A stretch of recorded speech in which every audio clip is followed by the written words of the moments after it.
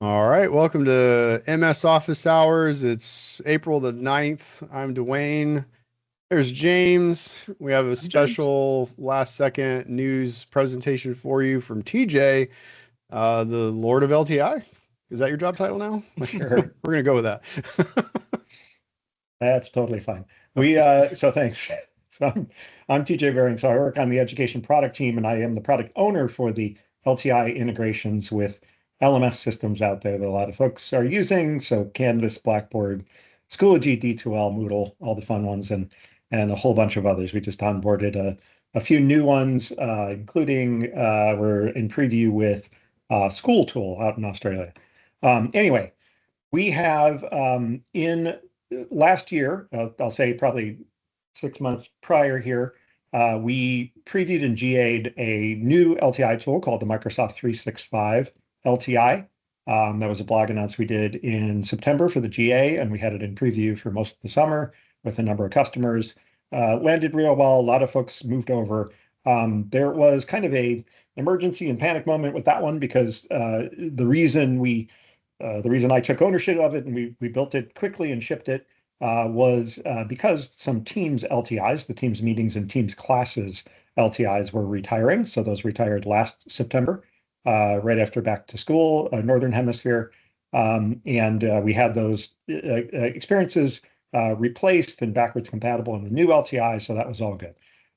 In order to further land that investment, keep investing there and keep growing that, the features and doing what people want in the new LTI, we announced retirement of 4 additional LTIs this September that are all replaced in the new one and work great there.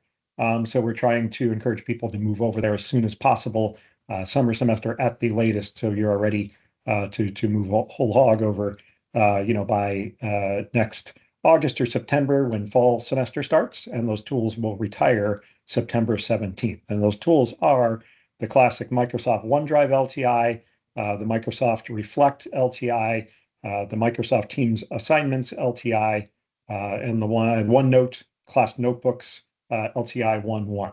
So all older ones have been around for a long time. We're now moving those all into the new tool and continuing to invest with them there. So I'm going to share a couple of resources in the chat. So we put out a blog today that kind of reminded about those announcements that we made last September about retirements, and then also announced a preview of a Canvas migration tool, Canvas only for now. We're working on to support more, but Canvas is the one that we were able to commit and deliver. We're waiting on some resources from the other vendors and stuff to see what we can commit to, but we're 6 months away. So my message to folks is I'm panicking now, so I can come tell you so you don't panic. At summer or back to school, we want everybody to know that these things are happening and not be surprised. So tell your friends, tell your LMS admins. If you are the Microsoft admin, we understand you're likely not the LMS admin. Those are generally two different humans in two different departments. So call your friends, let them know, pass the word. And I'll show you really quickly. So the blog that I put in the chat, get to it here and I'll share my screen.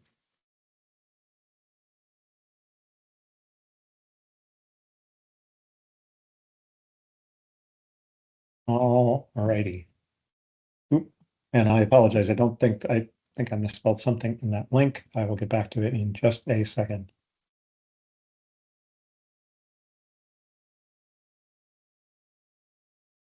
All right, I'm going to share my screen here and show you a couple things. So one is, if you haven't seen it yet, this is that new Microsoft LTI tool. So not only have we migrated the 4 other experiences and a few more here, but we're also continuing to add things. So you're seeing some things that'll be in preview now or very, very soon that'll become part of this. So 9 in total, actually 10 if you're counting assignments.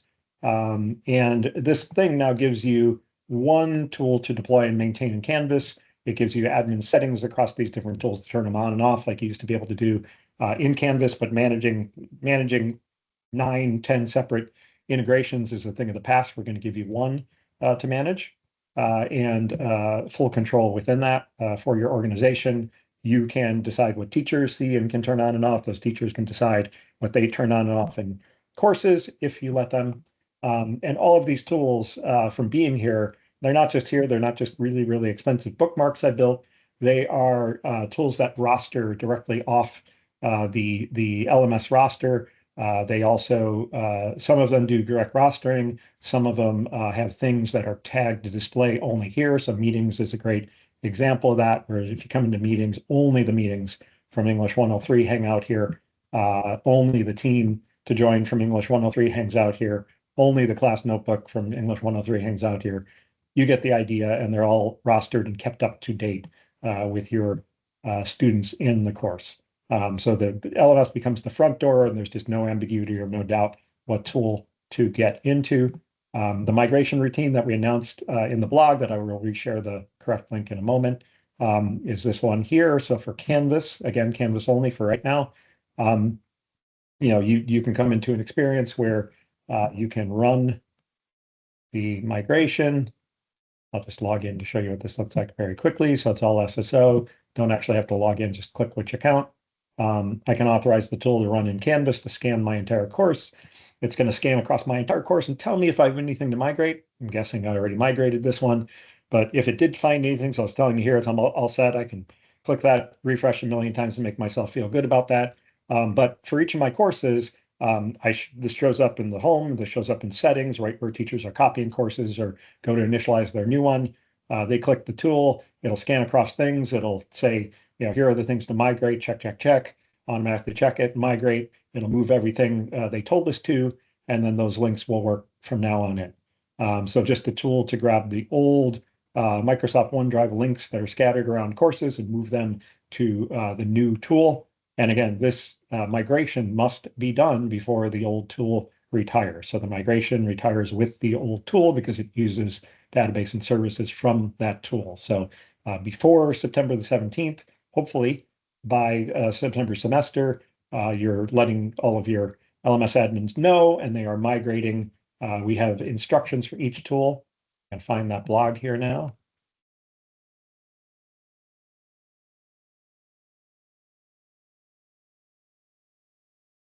So this is the Microsoft Tech community blog that we do all our blog posts in for education engineering. And the latest one right here, you can subscribe to this blog. We do update it quite often with anything specific from engineering to education.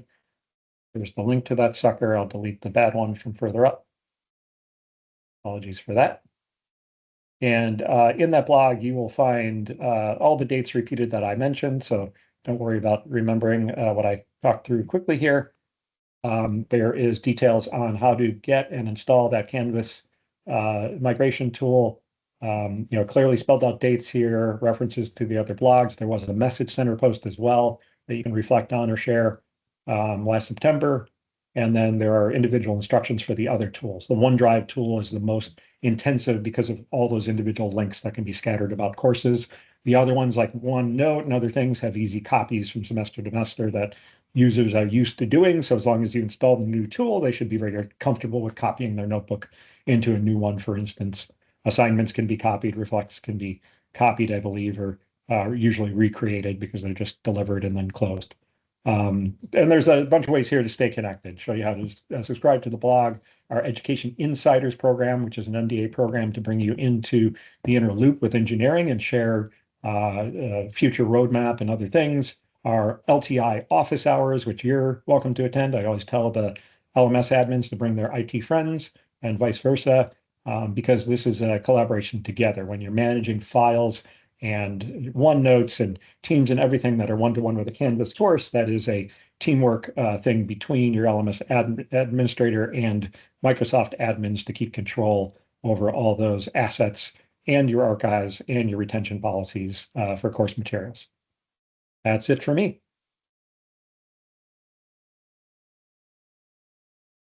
Everybody TJ, get all that? Yeah. there was one question I mentioned you on. If you scroll up just a little bit. All right. Ooh, I'm way out of date. Sorry, I wasn't scrolling. Yeah. Marty had a question. They have an LMS instance with 13 campuses and sub accounts. I'm assuming different tenants. Are they able to use an LTI for each of those? So we generally like one-to-one Canvas to Office, no matter how many orgs in Office, no matter how many sub accounts in Canvas. As a matter of fact, this tool, the settings that I showed you, Canvas supports install at the sub account level, I believe, and even at the course level. So you can install this tool and have this block of settings at the master sub account level or any sub account level. It'll give you a unique set of settings. So if your different schools are using different tools, you can set those up in profiles, so to speak, as at that sub account level. Now, Okay. where the complexity comes in is multiple office tenants, because the collaboration of folks in teams doesn't support externals. Our assignments don't support externals. They all have to be in the same office tenant to collaborate with closely. So if all those campus instances or Canvas instances or sub-accounts are pointing to different tenants, the rule is that everybody in that sub-account has to be in the same office tenant and the same courses together to be able to collaborate together well through these tools. We work the other way around, just like the Canvas sub-accounts. If you have multiple LMSs in your organization, like this school uses Canvas, this school uses Blackboard, all against the same office tenant, that works great as well. It's just the other way around, multiple office tenants where those users, teachers or students and students, or teachers and other students from courses would be in different tenants. That's a little bit of a mess because MTO and everything else doesn't really solve for true collaboration. Marty said they have different tenants. So I know that's a wish list. So we'll have to get that put on there. Real quick, Andrew asked, will there be a way to create channel meetings from within the LTI at some point? So what we did for this first drop here, and again, this is only about 6 months old, so we had to kind of rush through, parity and other things. We have an option to create a team. Canvas, Blackboard, D2L all have options to create teams as well. We built one in here, which we believe will be the forward-looking one. We didn't ask them to retire any of those yet, so they're still welcome to use those. They still work great. We'll give you plenty of crossover time if we do announce with them. They're theirs to shut down, not ours, to be clear. But we have a new option in here where admins can say teachers can create teams. Admins can even say automatically create the team, force it, for the teacher. And then teachers, depending on these two settings, would, when they get their first run experience to set up their course with the new LTI, they will get a switch. So I turned both of those switches on, so I'm not getting a choice here. I just get a team.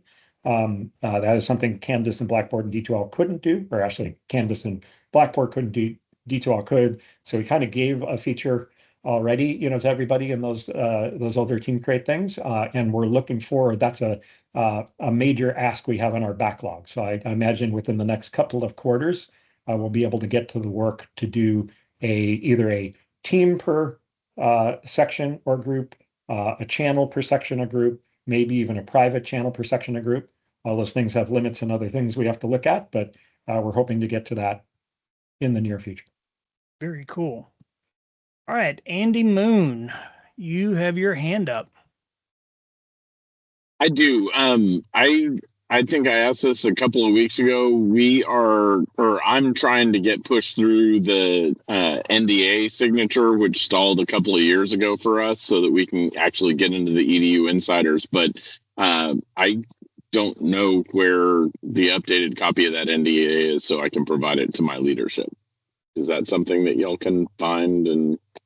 Yeah, if Andy has an account manager, you probably just push it directly to him, right? Andy and I reached out to them last week. Let me ping them again. Great. Yeah, it's just something that my new boss has expressed that he would be amenable, so I'd love to get it pushed through while yes is on the mind. Yes, absolutely. What org are you with, Andy? Sorry, teams won't load. University of Houston. Okay. Yeah, the first thing we can do is just look up very quickly to see if you already have one that's been signed by anybody, because they're all org-wide and they're all evergreen. So I'll take a look for that. Our tenant name is UOFH. Okay. I'll take a quick look while we're answering other questions. Cool. Thanks, TJ. All right, Derek, you are up next. Yeah, my question was in the chat already, but I didn't see an answer yet. It's just with regard to the class teams showing up under classes instead of teams with the new 1.3 LTI. So can you explain that a little bit more? I'm not sure I know. When I go to grid view, I see at the top level, there's classes, but the only ones that show there are the ones that were created with the 1.1.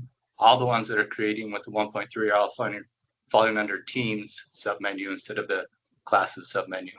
Yeah, and that's correct. We're moving to that model because classes are a special kind of team that have our apps turned on inside of them. So you would see our assignments list, our grade book, a number of other apps, OneNote, class notebooks, other things there that are separate, totally separate from the LMS assignment list and assignments and LTI things there. So what we are trying to do is like completely separate those things. So you can use teams with classes. If you create a class team, you're going to get our assignments list, our things, none of which will reflect in your LMS.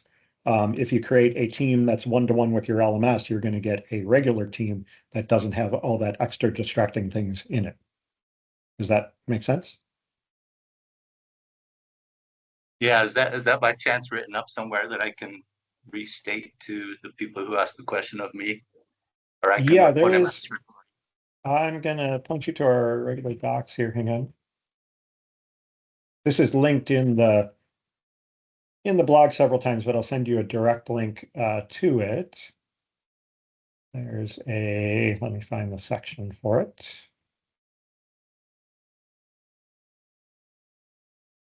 Here is probably the most direct link. This is a time as you make your way through the deployment docs for any given LMS, you'll eventually find you hear this common thing, which is just considerations for team sync options. And this sucker just tells you, kind of takes you through like, hey, Canvas has a team sync. We now have one. Here's what the Canvas one does. Here's what we do. We create a non-class team. They create a class team, things like that. So hopefully that has all the ins and outs of what you're looking for. If it doesn't, give me a ping and I can help further clarify. Appreciate it.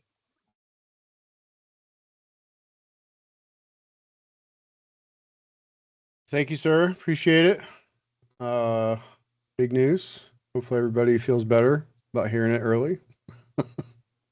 Andy, is your hand up again or is it stuck from earlier? Stuck from earlier. I'm in the car. I just didn't want to dig through the menus. I got you, buddy. I got you. Okay. We're going to pivot real quick and talk about one thing that I had. Thank you, TJ. We really appreciate you helping folks out, being a part of the party. I'm going to talk about the new Word, Excel, and PowerPoint agents.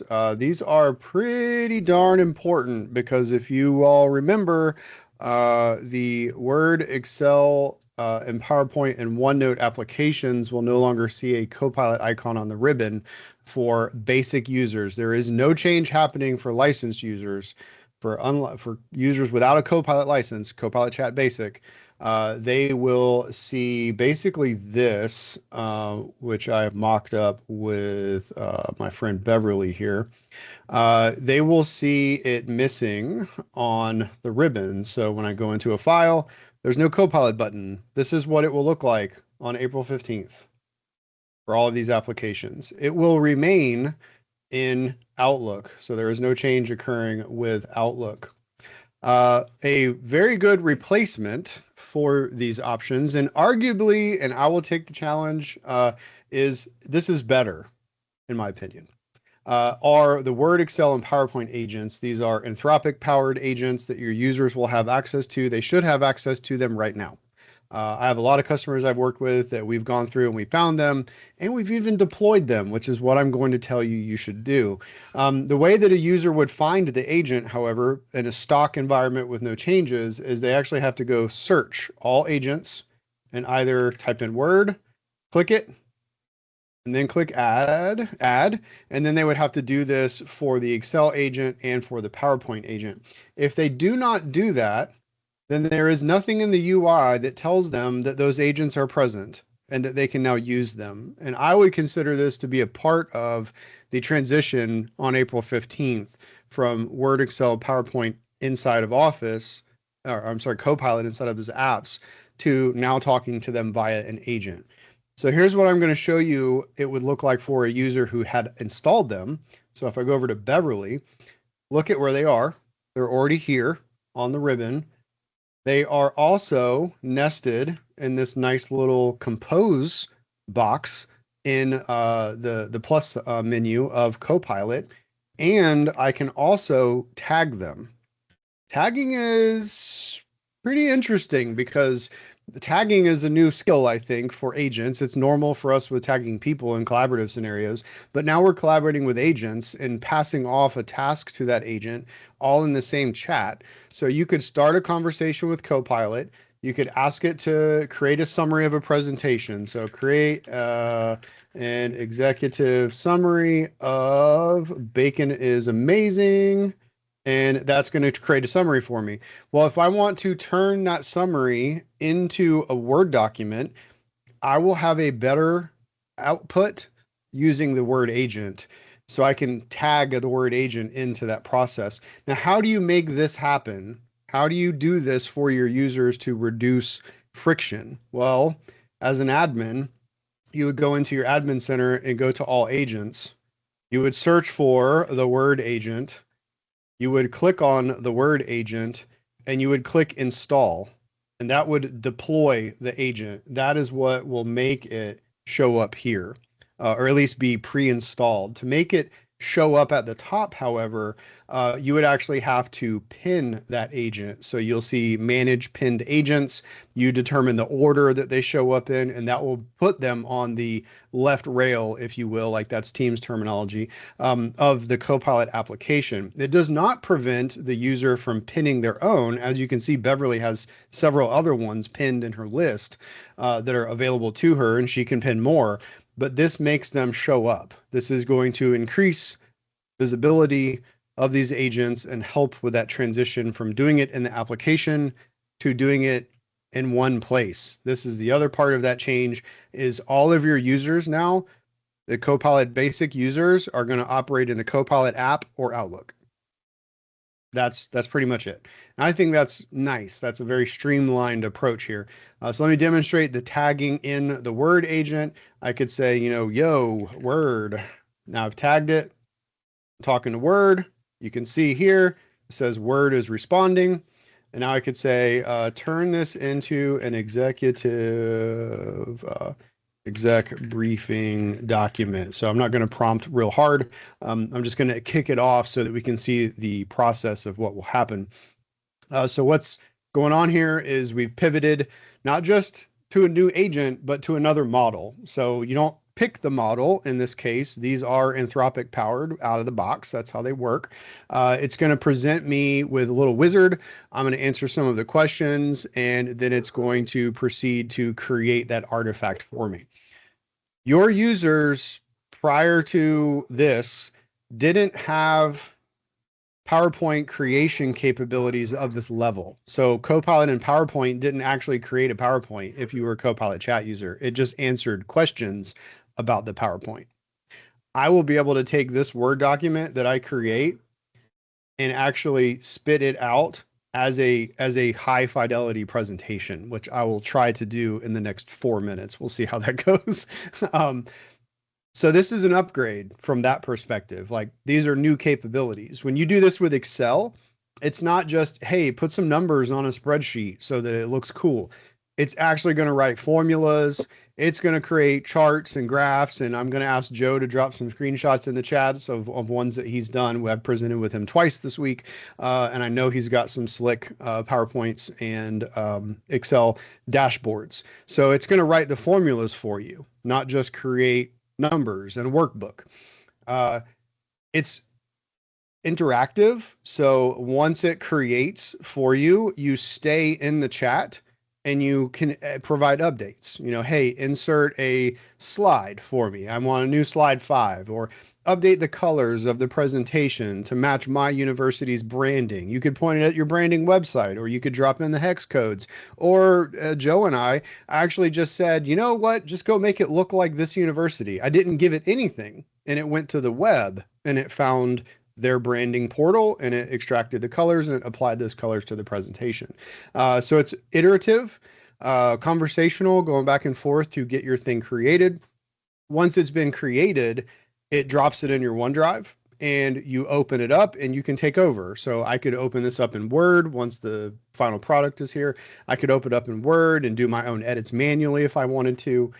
This is a very, very cool experience. But my request of the community is make sure your users know they'll have this after April 15th.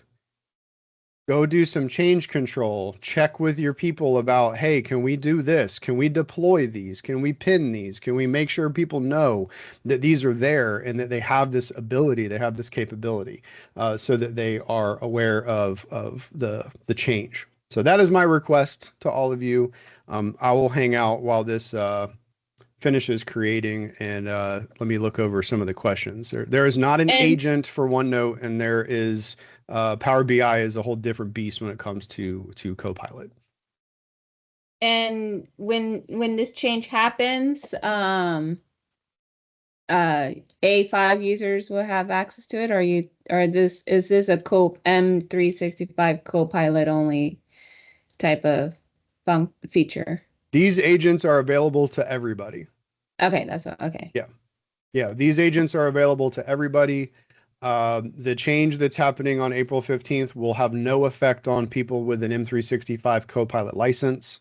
That's why this is so important. The largest population of people out there will be affected on April 15th.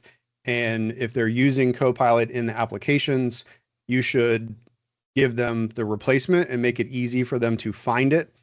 Once you, so we'll go do some reporting real quick too. If you are an admin, and you go to reports, usage, Copilot chat, and you scroll down to the bottom, you'll actually see a report here of what users are using Copilot and what application they're using it in. So if I scroll over here a little bit, you're going to see last activity of PowerPoint.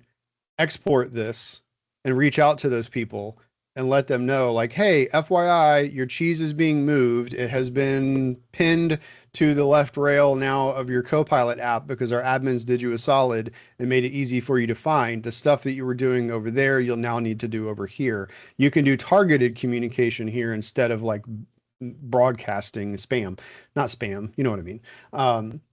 So I would do that as well.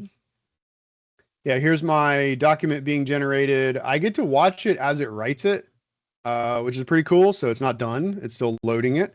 But this is a professionally formatted document. And like I said, I'll be able to follow up and ask it to do additional things here on the left. And thank you, Joe, dropping some screenshots in the chat of some synthetic data that was turned into a PowerPoint. And I think there's some Excel goodness going on in there as well. So. But that was like a PSA. TJ had one for you. I had one for you. There's some actions for all of you if you wouldn't mind considering it. If you have any questions about managing agents and deploying them and pinning them and what are the nuances of that, and you need somebody to show you some screenshots or something, drop it in the meeting chat anytime. I'll answer. We try to be pretty responsive and help out where we can. So pretty good looking thing here. Once this is done, I could tag in the PowerPoint agent and say, now make a really cool presentation out of it. So that's the neat pivot that you can do now, all from the Copilot app. So I think it's sweet. But that's it. Thanks for listening to me babble about this. I hope that you see that this is important, and this will help with change management for April 15th. So thanks, everybody. I'll turn the recording off and I'll hang out for an extra minute if there's questions.